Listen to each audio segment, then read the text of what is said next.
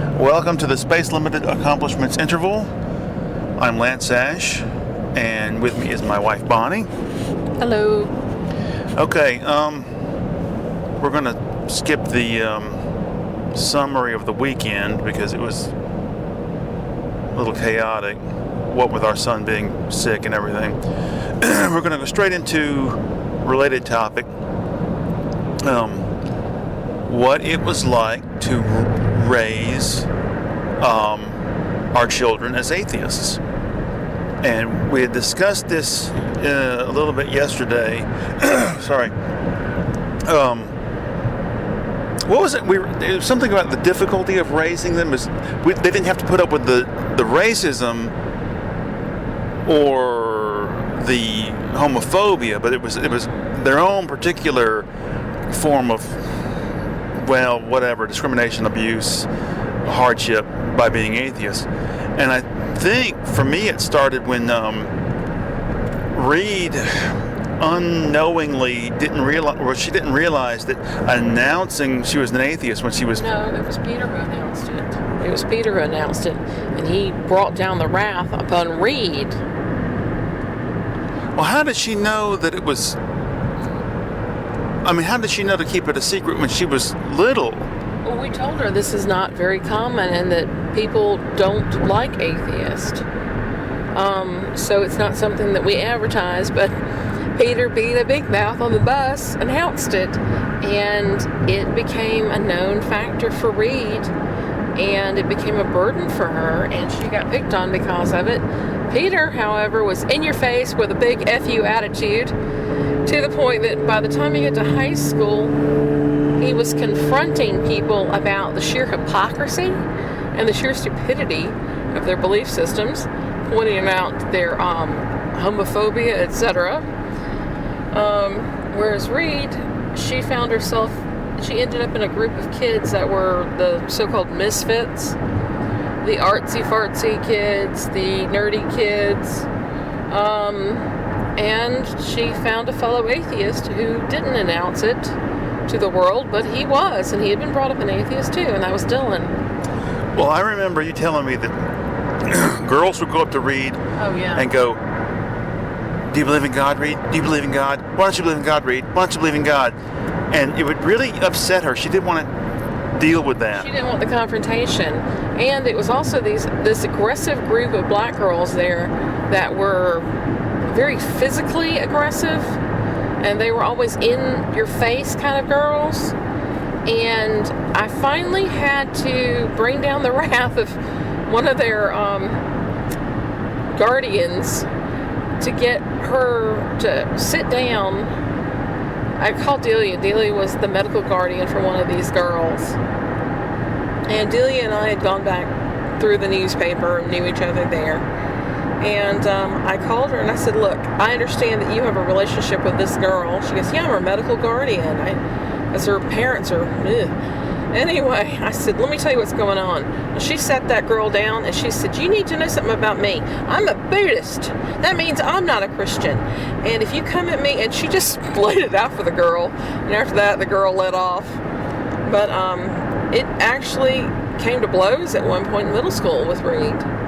And these girls were horrible. They really were. But after Delia set that one girl down, they backed off. I also got her Jewish principal involved and said, this has got to stop. This shit's got to stop. Well, I remember when Reed was a baby, she must have been 9 months old.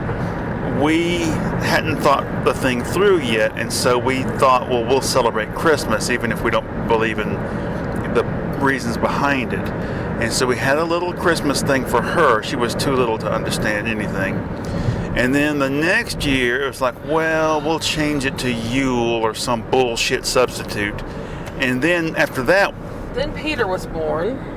And so for a couple years, we were trying to lay off and not do it as much. And we told the kids, we don't believe in this. We were very upfront with them about it. And that Christmas was a religious holiday. And we, as Christians, we didn't celebrate. We didn't want them to feel out, bad about it. And we finally got to the point where we said, listen, we're just going to make your big celebration is your birthday, because that's when you became part of our family. Well, I remember they're amazingly good kids, because I remember announcing to them, well, we're not going to celebrate Christmas. And that's over with. And they were both really okay with it. And the thing is, when I was a little kid, I didn't give a shit about the religious aspects, or we're celebrating the birth of our Savior. I just wanted gifts. Every kid just wants presents. Exactly. And so, we always made since their birthdays are almost exactly the same day, we just decided to make that the day that they got all this. It was a big blowout. Stuff, Those trucks don't look safe. That first one kind of leaned over as he made the curve. But anyway, and I have friends who are atheists, and they still celebrate Christmas, and it just boggles my imagination. It's like it's a waste of money too. That's another thing. It's just conspicuous consumption. It's capitalism run amok. Well, I remember telling my mother I didn't like the idea of lying to children about there being a Santa Claus or whatever, and she was like, "Oh, it's just good fun." No, it's not. It's another example of lying to somebody. But more than that, it's part of an indoctrination process. Yeah. You are bringing these kids into this idea of, you get rewards for these little myths. And we didn't stand by those myths. And it included Christmas bunny, Easter bunny, and all the other shit. And we didn't do any of that stuff. I remember when I was a kid, Christmas was the time to get a little gift. Easter, you got a basket full of crap. And for some reason, they always gave us balsa wood gliders. Oh yeah, springtime. I just don't. That's such an odd thing. Yeah. One year we got these giant styrofoam gliders. Did you ever get one of those wind-up birds? Little birds. I've seen them. Flap. Yeah. I've seen them, but we never owned one. And kites. You would always get kites in the springtime too. Yeah. It's odd how people don't play with kites very much anymore. That's that. It's such a big deal in Japan. So, another thing was your mother was involved with the church, which meant that she wanted the kids to be religious and go to all the little programs. Listen. It started with the Little White Secret book. Do you remember that? Yeah, it pissed me off too. Tell them what happened. Well, first of all, didn't she have the wordless book as well? Yeah. Reed was a tiny little thing, a toddler, and hidden in grandmother's house was a little white Bible and a little wordless book. For those of you... Reed went and found it and showed it to us because grandmother said, this is going to be our secret, and Reed wanted to let us in on the secret too. We raised hell. Let me tell you, for those of you who are not familiar with what the wordless book is, it's a book featuring nothing but colors on each page, and there's a black page to symbolize how black your heart is with sin, and then there's the red page for the blood of Jesus, and there's a white page for how your heart is now pure as snow, being expunged by the sacrifice of Jesus, and the gold for the heavenly reward you will have one day. It is absolutely vile. And tell them. She had given Reed a tiny little white Bible, and it was one of these little bitty gift Bibles, and it was their secret. Oh yeah, my God. I found it down there. We threw it on top. out of our way to tell her, no, Jane, you are not going to be taking Reed to, what is it called, the summer program? Well, she was like, Vacation Bible School's coming up. It'd be fun for the children, the activities, and meet other kids. No, it's indoctrination. I'm sorry. We were up front from the beginning. So when Reed toddles over to us at age 3 or 4 with his Bible, showing us the big secret, it had already been established. No, number 1, our kids aren't going to church. Number 2, they're certainly not going to Vacation Bible School.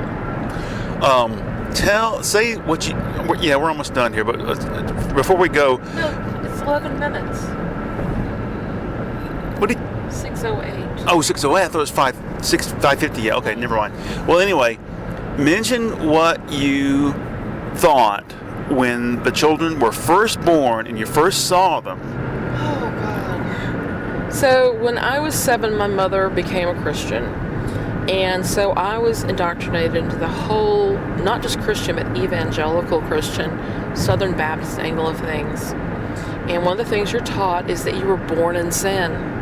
And when I saw our daughter, our firstborn, I looked at her and I said, there is no way in hell this sweet, innocent child is born in sin. There is nothing sinful about this child. There's nothing evil about this child. There is nothing about this child that deserves hellfire and damnation. And I don't care about purgatory or any of that nonsense. This child was innocent and blameless. And for me, that was the nail in the coffin for not just religion, but for spirituality. Because I became so rooted in the here and the now, and these children, and bringing them up, and taking care of them, and having them live full, enjoyable lives. There was nothing sinful about those children. Nothing. Yeah, it's kind of dispiriting, disheartening when you're a little kid and they impress upon you what a dirty little vile piece of dirt you are, and not because you've done anything, but because that's human nature. Oh, that's the other thing, human nature. So, watch out for this guy. I see the guy. Well, I've mentioned this before on an earlier show, but the way I became an atheist was, at first, it was intuitive. I was 20, and I was talking to my neighbor, this woman I used to live next door to, and she just casually goes, and of course you know there's no God. And it was like a light bulb switched on in my head. I was like, yeah, I never thought, yeah, you're right. And it was just so bizarre, such a bizarre. Now say how you dropped it. Well, as I said, I was brought up from the age of 7 in Christianity. So by the time I reached age 17, so I'm dealing with college and being an adult, and I'm thinking all the things that I have in my life. And at this point, I'm actually co-teaching a Sunday school class, and I've got these. Really? Yeah, I've got these little girls who are middle schoolers, and they're asking me very blunt questions. And one of their moms was the other co-teacher, and she wanted me to give a very honest approach to a lot of things, like talking about sex and boys and your body changing and stuff like that. But I would also get all those other questions like, how do you know? How do you really know? And those kids made me think about, how do I really know? Because all you could do is, you have faith. Well, it can't be just faith. There has to be fact in it. There has to be something to back it up, not your feelings. So I went looking, and there was nothing to back it up. What I found instead was a whole history of religion. The idea is that religion borrows from one another. You see this in the different myths that they have within Christianity. Ideas that are borrowed from religions before. The virgin birth, nothing new. Going back into the underworld and coming forth, nothing new. Some of these came from Egyptian, some of these came from Greek, Roman, Babylonian ideas, all older ideas. And every religion that comes to the foreground doesn't offer you anything new. Not at all. It's all borrowed bullshit. And it's all within a certain time period. We just happen to be currently in a time period where Islam came onto the scene, not even 1,000 years ago, or 1,200 years ago or something, and Christianity came onto the scene 2,000 years ago, and even Christianity has changed in all these different ways. There wasn't a Trinity, a doctrine of the Trinity, until 323 or so, and then all the different aberrations of Christianity as we know it today. I use that kind of information to tell our children about why religion wasn't anything that they needed to be worried about. Yeah, that's one of the things I'm most proud of, is that we didn't give an inch when we raised the children on the religion thing. We didn't take them to any services to attend something for the experience. I had considered Unitarian, and then I thought, no, that's all the woo-woo stuff, spirituality. I'm sorry, we're not doing any of it. Even if we would have been able to take a Seder do the Passover. We would have been able to go to Kwanzaa, and we would have been able to go through Christian traditional and then the Greek Orthodox. They do all those things at the Unitarian Church here. But I didn't even want our kids exposed to it for that reason. Yeah. It's too risky for young people. It really is, because they're so malleable, so impressionable. And you look at how kids emulate their idols. And if one of their idols happens to be of a certain persuasion, they may dress a certain way or follow certain beliefs, the kids are more likely to, maybe even take it up a little. Not just put up with it, but, become interested and dally in it. Yeah, we always, but beyond just telling them they were atheists, we also tried to expose the kids to reading. That's another thing I'm very proud of, is I read to the children regularly until Reed got too old for it. He got bored with me, and that was the end of that. Boy, Peter was mad with her about that one. Yeah, he was always very enthusiastic about my reading to them. As a matter of fact, when he had his girlfriend over this past week, he read to her 20 pages out of Monstrous Regiment by Terry Pratchett. That is amazing. I thought that was great. That is amazing. Yeah. Trying to think what else. When they got to college, it's just not that much of an issue. People don't. Yeah, they were actually able to find a lot of other atheists, not just other atheists, but people of different religious and cultural backgrounds. Peter had a friend, Najov, who was Sikh. And so he went to, is it Diwali festival? And he went to these other things, and he tried Indian food for the first time. We had tried to get him to eat it all the time, and then suddenly Najov is able to get him to eat Indian food, and then he joined the secular society on campus. Did he really? I didn't know that. Yeah, he did. And he would have conversations with philosophy majors. Reed was more reticent, but Reed was involved in the drama, got to know folks in the drama circles. Let me and say, so talk about liberal and open-minded, there you go. I am very upset that the boy Reed is dating is a Christian, even if just nominally. I think it's slippery slope.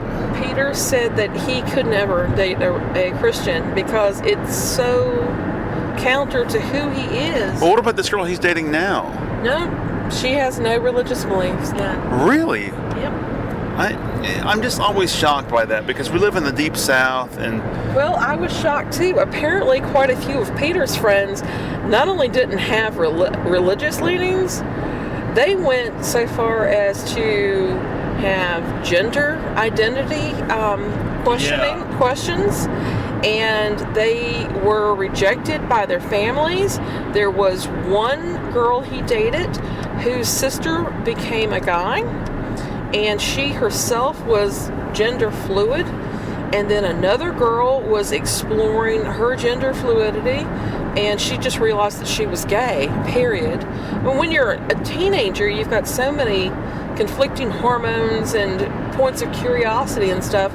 It's really difficult to know where you stand, and so I was always okay with Peter, saying, I don't know exactly this, that, and the other. And I said, well, don't encourage your friends to make decisions now. They need to go out there and get in the world and figure out who they are around other people where they're free to be who they want to be. And Reed had a friend that he was the best dressed, and he showed up for his best dressed on the senior superlatives in drag, and everybody knew that Vincent would show up that way, and he went on to become part of a regular Rocky Horror Picture Show thing in a large city. And so our kids were always able to find folks, but at the same time, they were always stigmatized. They were always outsiders. Yeah, well, sometimes people will confront me, or not confront, that's not a bad way to put it, but when they find out, it is a little off. They found more people that were like them, though. Yeah. So people at work find that you're an atheist, and they don't understand it, do they? Well, no, they just, I don't know. One of your coworkers is really in their face with his atheism. And I think it's always funny when you come home and tell me about different T-shirts that he wears. That last night. All in uproar about. Last night he had on the pentagram, Church of Satan symbol on his shirt. But I figure if they can wear a picture of Jesus Christ nailed and bleeding on a cross, now they can pentagram's no big deal. Yeah. Okay. Well, we're at the 20-minute mark, and so that's about it for today. Thank you very much for listening.